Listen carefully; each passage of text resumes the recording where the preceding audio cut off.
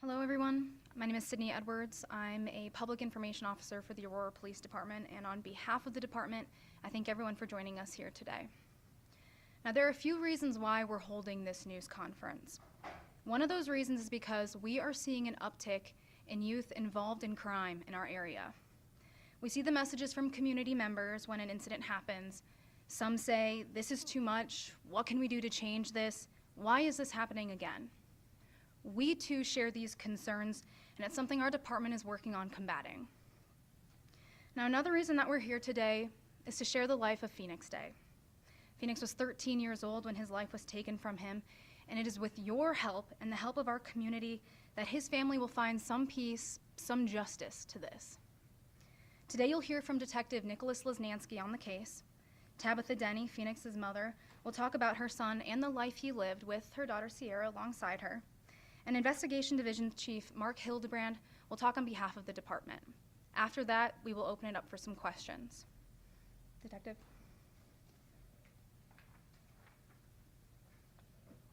Good morning, everyone. I'm Detective Nicholas Lesnansky, and I'm a detective with APD's Major Crime Homicide Unit. Just kind of want to talk about the investigation and the incident itself and everything that we've done since. So on the night of March 25th, 2023, at approximately 7:59 p.m., the Aurora Police Department received a 911 call reporting a shooting in the parking lot of the Town Center of Aurora Mall, specifically the Dillard's parking lot. Officers arrived in moments and later and found 13-year-old Phoenix Day suffering from 2 gunshot wounds. Phoenix was transported to the hospital, and tragically he was pronounced deceased at approximately 8:24 p.m. that night. Following the incident, officers worked to gather evidence and speak to the witnesses we were able to locate. The investigation has shown that Phoenix and the group of friends he was with was involved in a verbal altercation with another group of teenagers shortly before the shooting. As the groups left the mall with the intent to fight across in the movie parking lot across the street, Phoenix was shot twice by an unknown shooter. At that point, APD's Major Crimes Homicide Unit became involved in the investigation. Since the investigation has began that night, we reviewed over 100 hours of video surveillance, reviewed cell phone records and social media posts, which have led to several different leads. We've spoken to mall employees, shoppers, passerbys, and some of the individuals involved in the 2 groups that were having an altercation. We've also conducted numerous search warrants to include the home of someone of interest, but we do know that there are numerous potential witnesses who may have information about the homicide that have not been identified and spoken to by detectives. We are not going to rest and continue to investigate this case.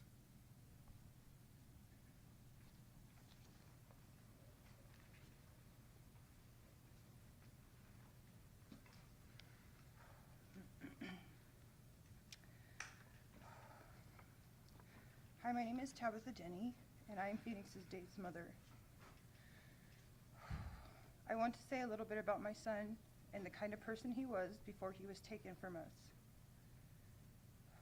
Phoenix was only 13 years old the day he passed away. My son was such a strong little man. He has overcome so much in his life. He moved to Colorado 13 months ago to have a better life. He was so excited to finally be home with Mom. He was my best friend. Phoenix had a lot of challenges in his life, but that never stopped him. One of his biggest challenges was making friends and trying to fit in. He was always just trying to fit in. He just didn't know how. Phoenix was working really hard with a mentor who works with at-risk youth. We just needed more time. Phoenix was making big changes, and we were so proud of him. I will never understand why this happened to my son, but I do know that we deserve justice. I need to know what happened to my son. So please, if you've seen Phoenix that day at the mall, or you know anything about what happened to him or who did this, no details are too small. Nothing is going to bring my son back, but it will help to know that another family doesn't have to go through what we have. No mother should feel the way that I have felt the last 3 months. Thank you for your time today and everyone who has helped bring justice to my son, Phoenix Day.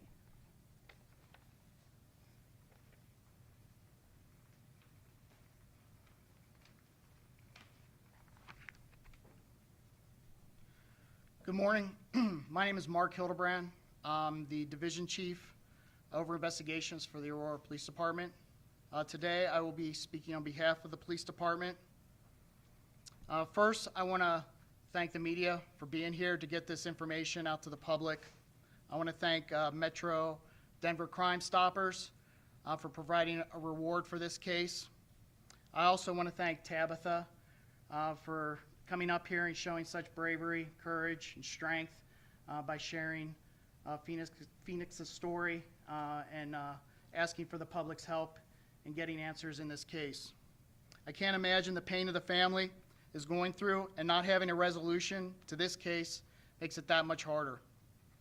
That's why we're asking for the community's help.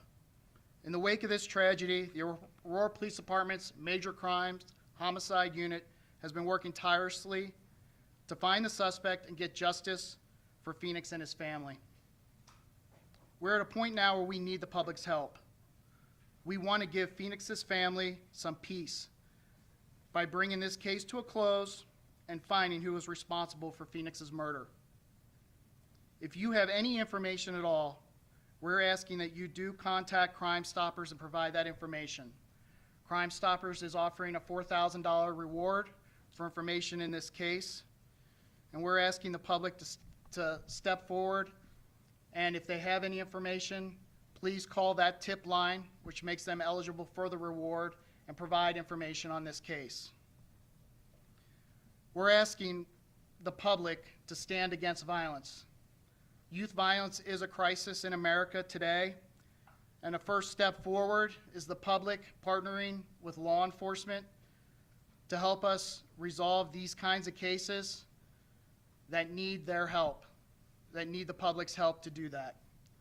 So please, let this family have some peace, and let us get the answers we need to bring closure in this case. Thank you.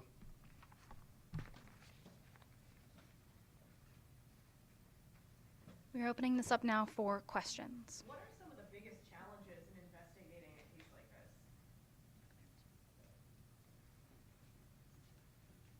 I think some of the biggest challenges in this case is just the sheer size of,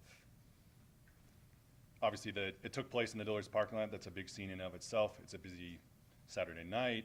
There's a million people out and about doing different things. So trying to track down everybody who may have a crucial piece of information, not think they do, tracking down every vehicle or every person that might have been at that mall that, again, may not think they have a critical piece of information, but that could be the one lead we need to identify the shooter in this case.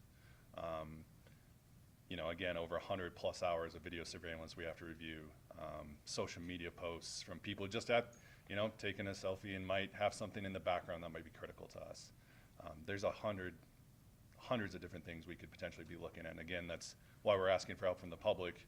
They might not necessarily think they have a critical piece of information, but if you're there that night, you might absolutely have that.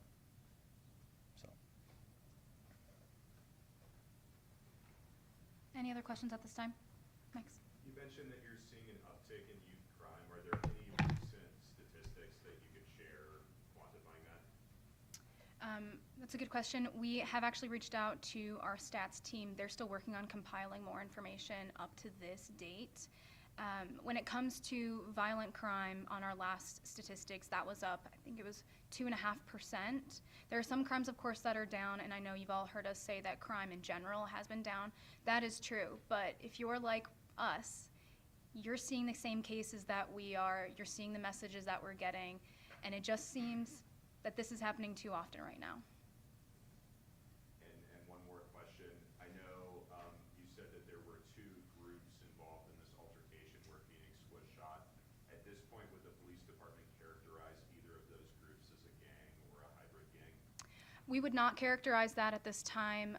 I just think there's maybe too much involved or too little involved even to say whether these are gang-affiliated groups. A lot of these are young kids that maybe think they're being cool, maybe think that they're doing something that other people will find interesting. That doesn't necessarily mean that they are actually affiliated with these groups. So no, I would say we cannot say that this is actually gang-affiliated. Either maybe for the detective or the division chief, have you been able to develop any ballistics evidence that tells you anything about the gun in particular, whether it's been used in any other unsolved crimes? We did recover numerous, I think 9 total shell casings that night. Those have been submitted for forensic testing and comparison. So that's part of what we're looking into for sure. As of terms of what it's been used and all that sort of things, that's still all being investigated. Do you believe the suspect you're looking for is one person, multiple people, and do you believe they're a young person, or we just don't know any of that? We're still working through that. Obviously, numerous people called in that night. There's quite a few different descriptions. They were consistent in that they believed it was a teenage black male. As of this point in the investigation, it appears there's one shooter. Obviously, there's still potential. Based on what we have, there's at least one right now. Why now? Why are we asking for the public's help now, several months later?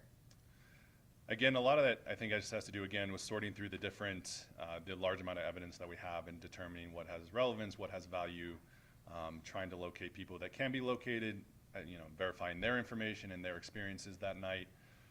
There's just been a lot of information to sort through, and now we're to the point where hopefully we're narrowing down the pool of people that were involved and that sort of thing. So people that we haven't talked to or haven't come forward that might have concerns about those sort of things, that would certainly be why now we're getting to the point where we're asking for the public's help.